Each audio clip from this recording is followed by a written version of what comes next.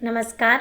स्वागत है आपका study for life YouTube channel में। आज हम एक ऐसे टॉपिक पे बात कर रहे हैं जिसके लिए मुझे जनरली लोग कॉल करते हैं या जो भी मैसेज करते हैं। स्टूडेंट के मन में एक साहित्य को लेके एक भ्रम बना हुआ है। कुछ लोगों का कहना है कि मैम मेरा हिंदी साहित्य कभी एकेडमिक नहीं रहा, तो क्या मुझे हिंदी साहित्य लेना ठीक है कि नहीं। किसी के लिए प्रश्न है कि मैम मुझे उतना साहित्यिक लिखना नहीं आता, मेरी वर्तनी उतना शुद्ध हिंदी वाली नहीं है, तो मुझे हिंदी साहित्य लेना चाहिए या नहीं लेना चाहिए। मुझे कविताएं नहीं आती हैं। तरह तरह की विचारधारा है जिससे स्टूडेंट बहुत भ्रमित होते हैं। तो आज मैं इसी टॉपिक पर चर्चा करूंगी। एक चीज़ से और आगाह कर दूं कि आप सब लोग हिंदी साहित्य के लिए बिहार पीसीएस के लिए हमसे जुड़े हैं, तो आप लोग इस बात से बिल्कुल निश्चिंत रहें कि सिलेबस कंप्लीट होगा या नहीं। आपका सिलेबस अवश्य कंप्लीट होगा, आप इस बात से बिल्कुल निश्चिंत रहें। अभी भले हम थोड़ा स्लो चल पा रहे हैं, धीरे धीरे हमारा हाथ रिकवर हो रहा है। हम जल्दी ही इसको थोड़ा स्पीड में भी करेंगे। अगर ऐसा लगेगा कि एग्ज़ाम की डेट आ गई है, समय कम है, तो हम इसे जल्दी भी बहुत ज़्यादा भी देकर जल्दी भी ख़त्म कर देंगे, अगर इस तरह की परिस्थिति आई तो। वैसे ऐसा होगा नहीं। तो आप सबके भ्रम को दूर करने के लिए मैं आपसे कुछ बातें करना चाहती हूँ और आप इस वीडियो को अंत तक देखिएगा। आपके बहुत काम की बातें हैं। जो लोग हिंदी साहित्य के नहीं भी हैं उनके लिए भी बहुत काम की बात है। तो आप इसको देखिएगा और शेयर करिएगा। अगर हमारे चैनल को सब्सक्राइब नहीं किया है तो उसे भी कर लीजिएगा। किसी भी सब्जेक्ट को लेकर जो भी भ्रम है उनमें आपको आपके प्रश्न शायद इस टॉपिक से दूर होंगे, जो संशय हैं।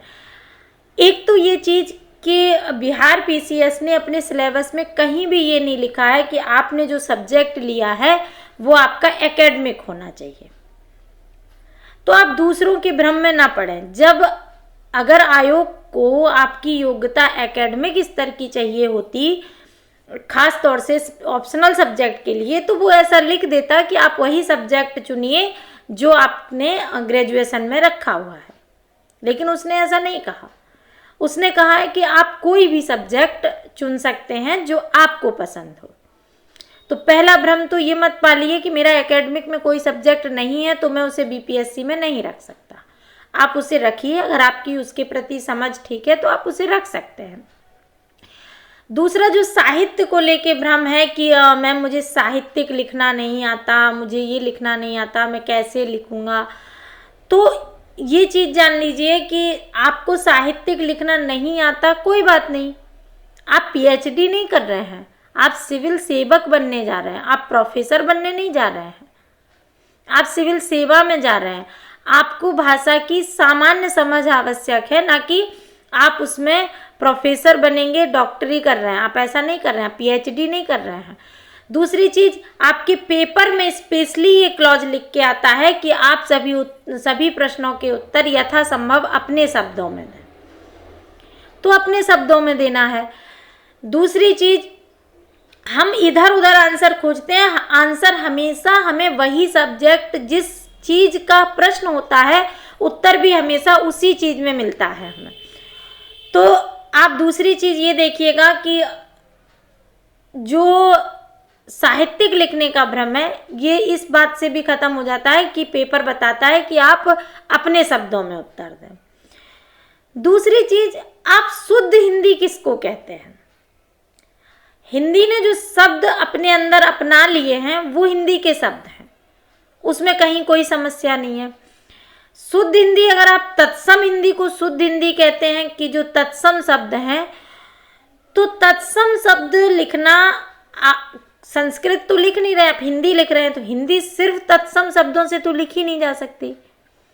हिंदी के जो मानक शब्द हैं उन्हें तो आप प्रयोग करेंगे। कहा जाता है कि पानी है, खाना है, ये शब्द भी हिंदी के नहीं है। फिर भी आप सब जानते हैं कि हम पानी लिखते हैं तो हमने हिंदी लिखी है। आप मान के चलते हैं कि आपने हिंदी लिखी है। तो कुछ चीज़ें ऐसी हैं जिन्हें हमने एज इट इज स्वीकार कर लिया है। अगर आप मोबाइल लिख रहे हैं और आप उसे हिंदी में, इंग्लिश में MOB ना लिख के हिंदी में माँ से स्टार्ट करके मोबाइल लिख देते हैं, तो मोबाइल शब्द को हिंदी ने भी एज इट इज ग्राह्य कर लिया है। आपको कहीं भी चलभाष लिखने की आवश्यकता नहीं है।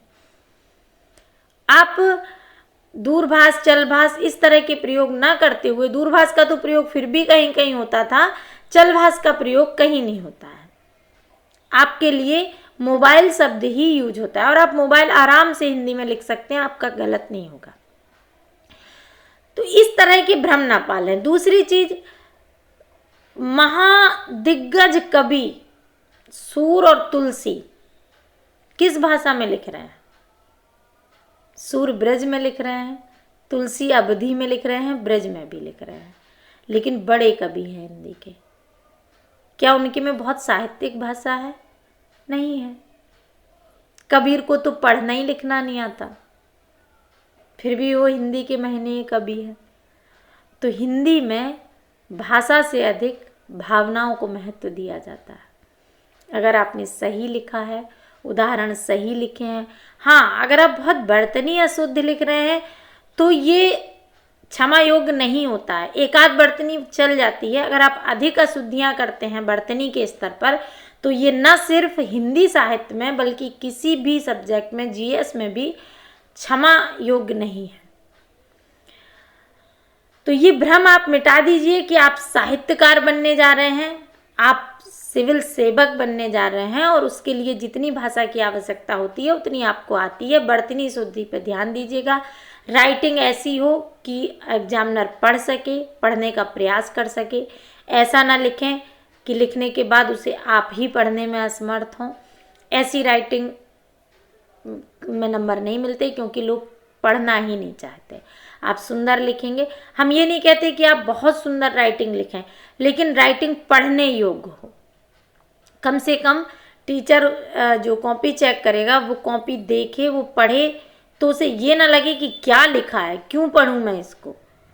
इस तरह का ना लिखें। इस तरह का लिखें कि आप लिखें तो आप कम से कम पढ़ सकें, आपको लगे कि हम पढ़ सकते हैं, हमें ये पढ़ना चाहिए, तो आप ऐसी राइटिंग में लिख सकते हैं।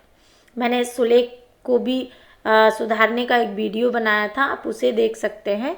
उसमें मैंने कुछ छोटी छोटी चीज़ें बताई थी जिनका प्रयोग करके आप अपनी राइटिंग में एक सामान्यता सुधार ला सकते हैं। सामान्य सा सुधार जो बहुत अधिक नहीं होगा पर आपकी राइटिंग को ठीक ठाक कर देगा।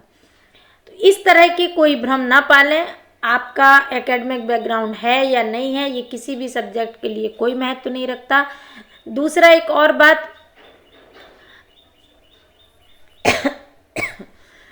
इसलिए आप आराम से अपने शब्दों में लिखें, अच्छा लिखें, पढ़ने योग्य लिखें, आपको नंबर मिलेंगे।